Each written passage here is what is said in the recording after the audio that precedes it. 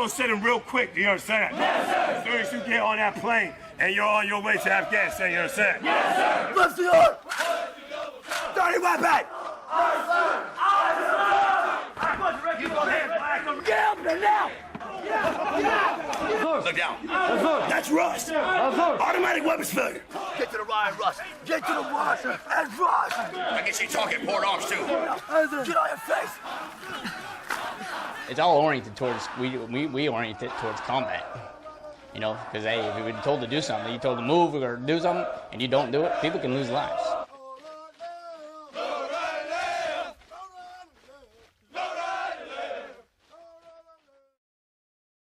I think that the end product, the end state, making a Marine, that's the most rewarding feeling that I think any drill instructor can say that they've experienced, someone that can say that they've actually felt what it felt like, felt the goosebumps when they watched their recruits walk across the parade deck. I'm doing something to better these recruits. I'm doing something to change their lives in a positive way. Hey, face that way. Aye, sir. Now get in a single file line. Aye, sir. Face that way! Aye, sir. Get in a single file line. Aye, sir. Take your covers off. Aye, sir. They want... Aye, sir. Back up.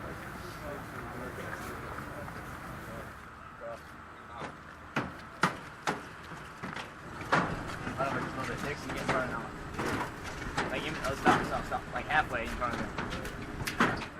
Make sure everybody has their core holes off, please. All right, I'm gonna take 3 pictures. 1, 2, 3. Now you're on budget control. 1, 2, 3. Sounds away. 1, 2, 3.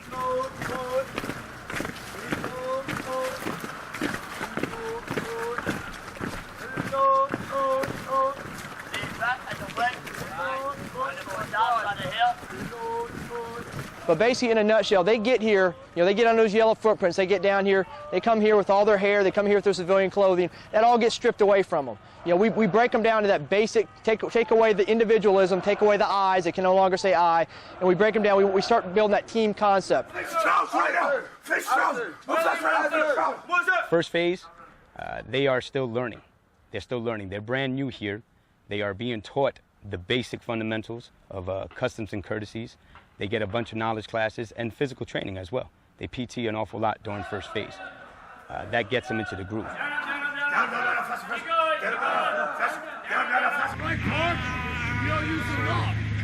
Get over the park. Get over the park.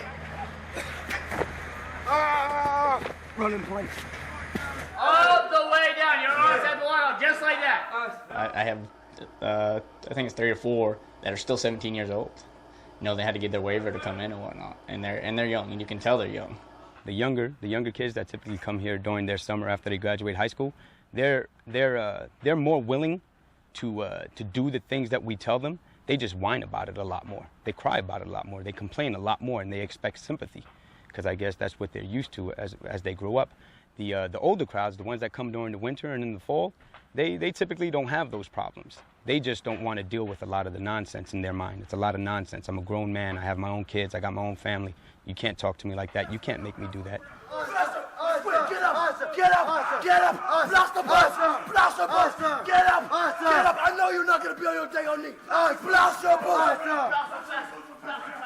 All across the board, they come down here. They're going to get the discipline. Whether they're old or young, out of high school, or 35 years old, they're going to get the discipline. Up, yes, down, up, yes, down, up, yes. All back short, all back short. I know a fair say joint on my head. Roll straight. Straight. Down. Look for the close up right now. Faster. Faster. Straight. Straight. Find the ghost. Go get out right now. on line. Get on. Just to the stream. Get up here, take a mouth. That first training day, they had no idea what to do, what was expected of them. Doing everything has an order to it. It's not just like, okay, get dressed. No, you from day one, you need to tell them, like, no joke, how to get dressed, because they'll take their time, and we don't always have time to mosey around. And bottom rack. I know he said bottom rack. Pay attention, get on the bottom rack. Pull it over there and get it right. Well, smooth this stuff out before you get it, just throw it on there. All right, sir. But they wanted to be here. They were hungry. They wanted that knowledge. They wanted to experience boot camp. A couple of days later, an awful lot of them are down in the dumps, for lack of better terms. They don't want to be here. They don't understand what's going on. The adjustment has not set in. Fix it right now. Fix it right now. Fix it right now. Come back and then turn it back on the joint. Do us that. Get out of my way. I'm supposed to get out of the way for you, right? Open and take them out. we got to be moving all the time. Trying to get them ready for, hey, if you're told to do something, you need to do it now. And it's all oriented towards we orient it towards combat. Because, hey, if you've been told to do something, you told to move or do something, and you don't do it, people can lose lives. So we try to relate as much as we can to that, and we orient it and explain it to them, and they start to understand. Okay, hey, when you tell me to do this, it's for a reason. It's instant will and obedience. So everything we do has a purpose. 1, 4, 3.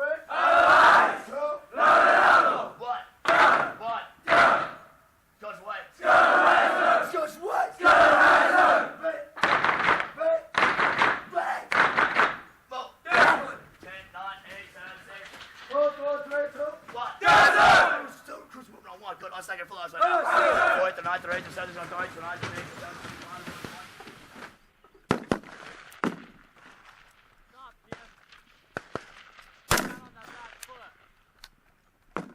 7th. Going into second phase, we start orienting the training into rifle marksmanship with a week worth of classes during the grass week and a week worth of the actual firing.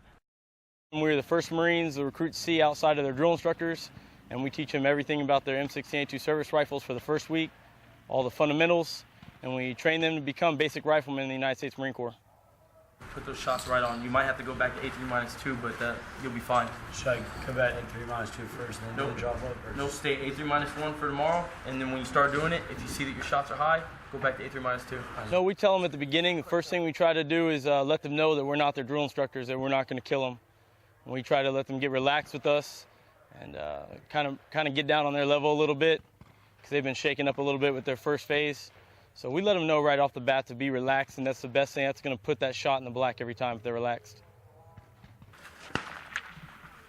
Sling that weapon and walk up. Recruits come down here and get tense up. They're scared to fire the rifle. Most of them, about 98% of them, never fired a weapon before. So we try to get them to relax when they come down and see their PMIs for the first time. It's going to get worse. Here's the target right here. You want the target in the center of the wobble. Good to go? So you kind of just have to guess since it's wobbling. You have to trust it. It's not guessing it. You're trusting it. Okay? Bring it up. Put it on fire. Don't press the trigger. All right, you're fine. You can have your finger rest on it. You're going to line your sights as you come down. The more it wobbles, the more time it's there, the more it's going to wobble.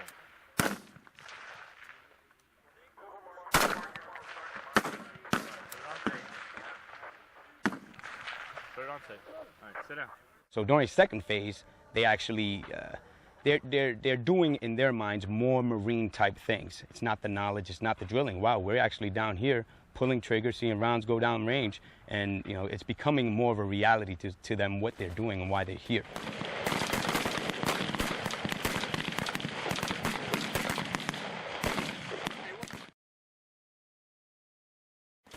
Hey, before you do your buckle, before you do your alpha belt buckle, I want you just to have your alpha belt through your blouse and just have it hanging there, you understand? Yes. I will give you your alpha belt loop, you understand that? Awesome. The way it's conducted is the recruits spend as much time as possible getting their uniforms and the squad bay and everything cleaned and ready and pressed and all that.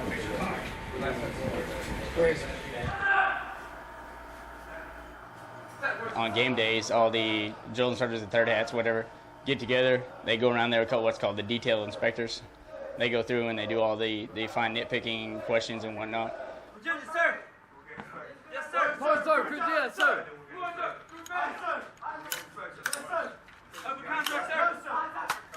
Yes, sir. What's your rifle serial number? 10, 28, 12, 16, sir. Yes, sir. Yes, sir. I guess we didn't clean our weapon, did we? Yes, sir. We didn't take the parts out to make sure our weapon was clean, right? No, sir. Disgusting thing. Yes, sir. Just crap away from me. Yes, sir. Yes, sir. See, sir. Really? Really? Yes. I'm still not holding on to the weapon, right? No, sir. Let go! Yes, sir. Okay, I know you grabbed the smallest sock.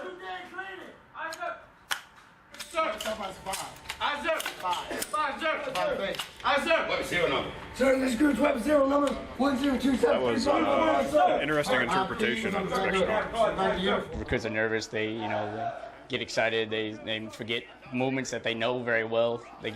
So you put somebody in front of them that they don't know, and they basically they have a brain dump and they forget all they've been learning for the past almost 60 days. Yeah, I know you got your IP systems, right? Yes, sir. You will take your Overall, the company was impressed with the overall performance of the entire company, not just Platoon 2093.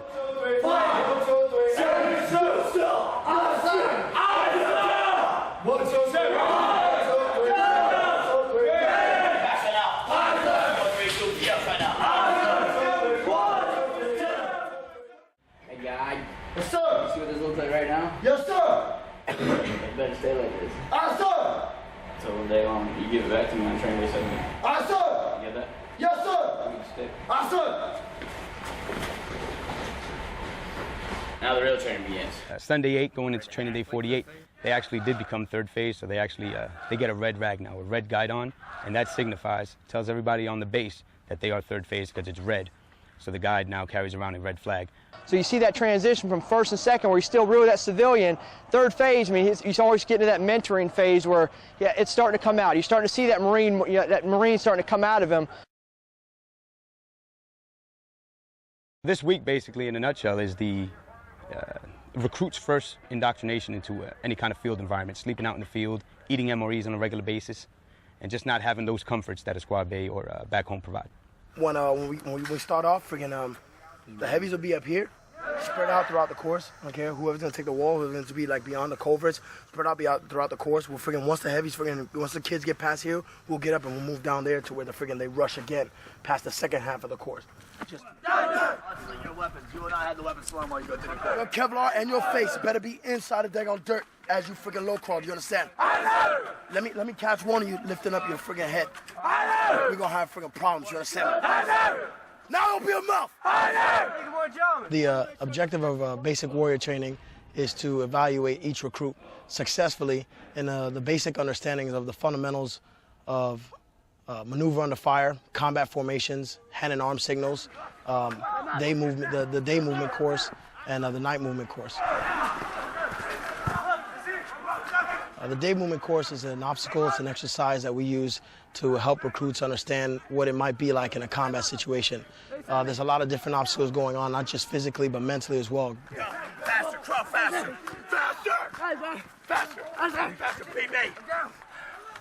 The training is very realistic. I know today we're fighting an urban war, so it's not so much that we're in the tree line and we're on the ground as we were in Vietnam. But the training is still realistic because the environment will still be the same. The fog of war, that cloud, that dust, the smoke, debris of the battlefield, all that is realistic. All that is happening right now in Afghanistan and in Iraq. It's combat mindset. Drag him off the court. Grab him by the ear, bitch. You just died. You're dead. You just got shot. You're done. No, get down. Get down. Now drag him off the course. Drag him. Your buddy just got shot in combat. Now get him off the freaking way. The training is very strenuous. It's physically strenuous. It's mentally strenuous, and emotionally too. Get to the left. Get to the left. With all the haze that the drill instructors try to create and make it as realistic as possible, by us putting a lot of stress on the recruits, I think for them it's exhausting. He's bleeding. Take him to the corpsman. Get down. Get him out of the kill zone. Get him out. Get him out.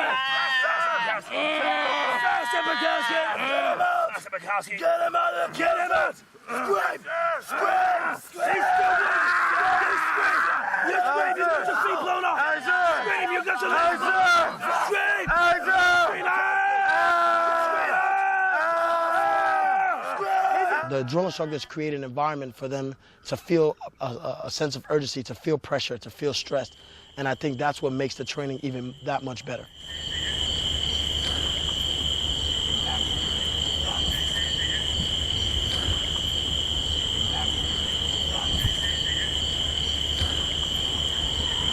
The night movement course is very similar to the day movement course. However, it's a more tactical environment. They have to maintain silence. In the daytime, there's a lot of yelling, there's a lot of screaming, there's a lot of movement on the fire. At night, the focus is to strictly be on being as tactical and as silent as possible in order to be a successful move through the course. Get the casualty out of friggin' them trash right now. Get him up. Get the casualty out of kill zone. Get me out here! Help! Help! Get me out here! Help! Help! At this stage or this phase in recruit training, they're at a mature state, a mature phase. They've pretty much grown. Right now, they're in phase 3. It's an observation phase where we get to see what all the training that they've done throughout recruit training. We get to see the outcome of it. It involves a lot of field training. It involves a lot of them doing things more on their own.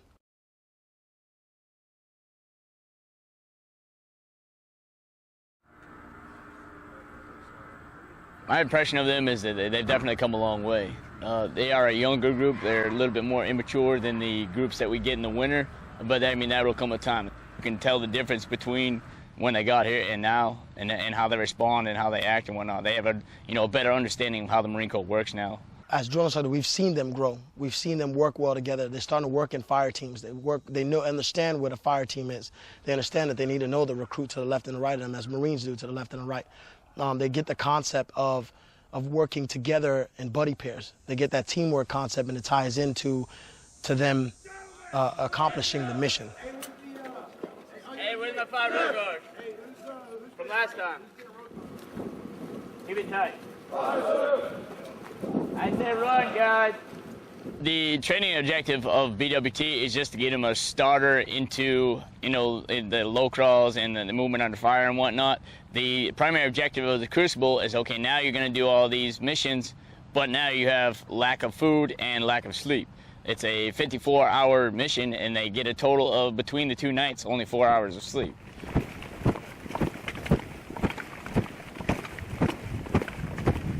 Chow is on you. Do we understand that? Yes, sir. Chow, water, everything is on you. Do we understand that? Take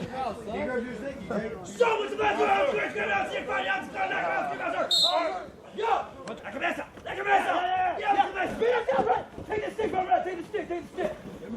Beat him down. Yeah.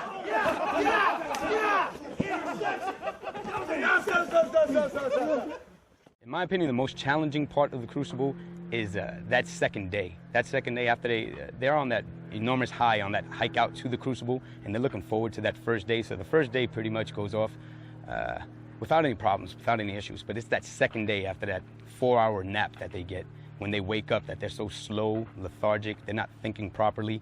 They may not get the counts down the right way or have a great plan in place. What's your plan? Plan, to throw the rope over with the barrel tied on. Say. Get it. There you go. There you go. Watch your feet. Now you just have to figure out how we're going to get Rodriguez. There you go. Yes. All right, don't let go. Don't let go. Yeah. Time. Time's up. Is that how they do? A lot of ideas. A lot of good ideas. It was a little bit too late though, as far as the time's concerned. So, but they had the gist of it towards the end. They know exactly how to get it through. Get your weapons. Most challenging part of the Crucible would be the movement to contact and the ammo resupply points. You got to work together. You have a fire team that you have to get to the end, and then you also have, you're doing the low crawl and then the ammo resupply and whatnot.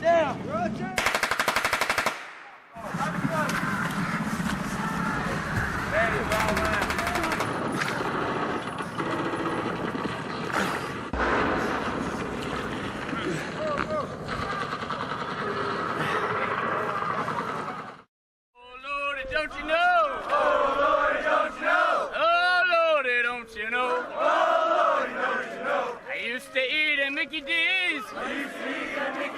But now I'm eating MREs. One of the most challenging parts of the Crucible is definitely the hike back for the recruits. These recruits, depending on what groups they are put into, certain days are a little bit more rigorous than others. Depending on what they do the first day or the second day, either way it goes. On that last day that they leave there, they went through everything. They ran the gauntlet as far as physically, mentally. Everything is going to be there. They've been pushed to their limits, and now they're going to put all their gear on. You know, they have to hike back the distance back to the Iwo Jima monument. Through my mind, during the Eagle of an Acre ceremony, I feel a sense of pride, a very strong sense of pride that I am handing possibly the next Commandant of the Marine Corps, possibly the next Sergeant Major of the Marine Corps, their Eagle, Globe, and Anchor, that I am going to be forever ingrained in someone's history, in someone's mind, that I've given myself 100% at all times, and I've made a Marine.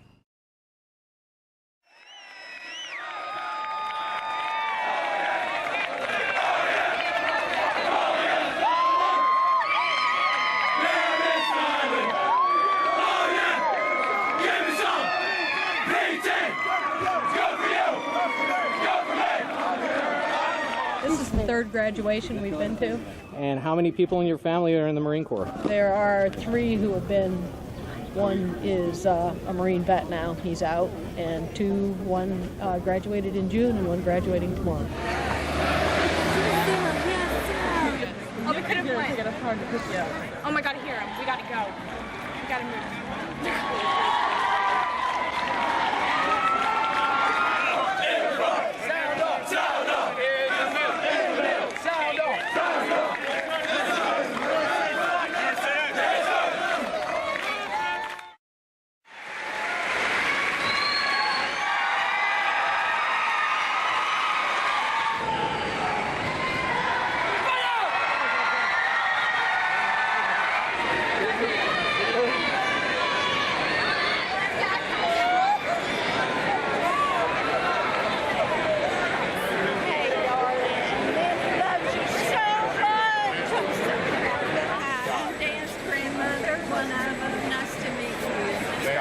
Cat's father. Nice to meet you.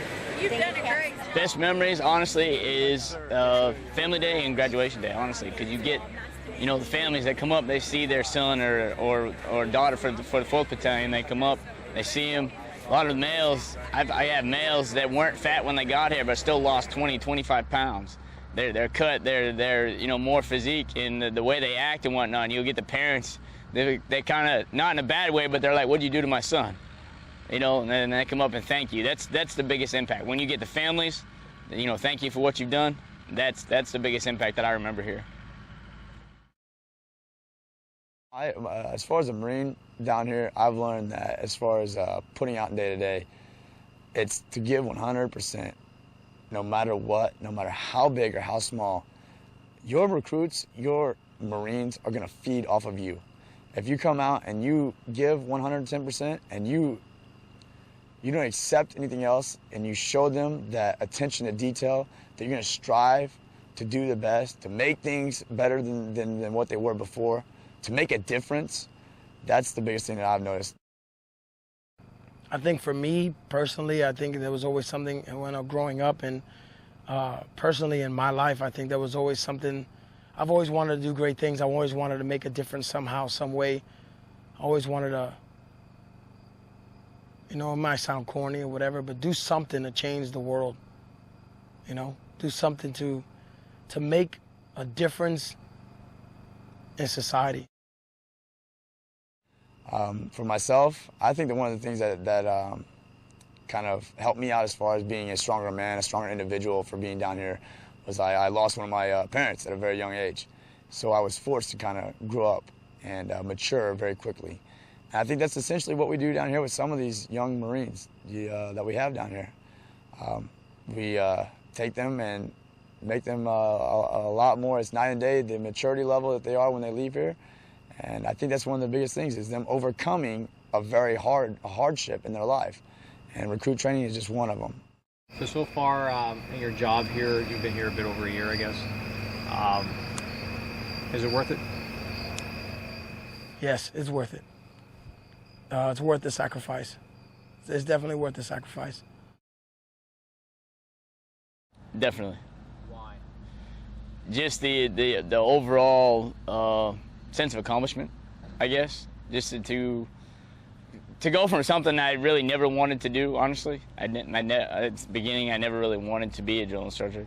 And then when you first get here, you're like, wow, did I make the right decision? To, becoming the senior drill instructor and seeing, the overall product from the beginning, not just having to worry about, okay, his fingers aren't curled and, he's not responding the right way. I mean, I still worry about it, but not to the extent that my heavy and my third head worry about it. And just seeing overall how, just kind of watching, supervising, seeing how they are in the beginning and how they end, how they transition, and how we really make Marines.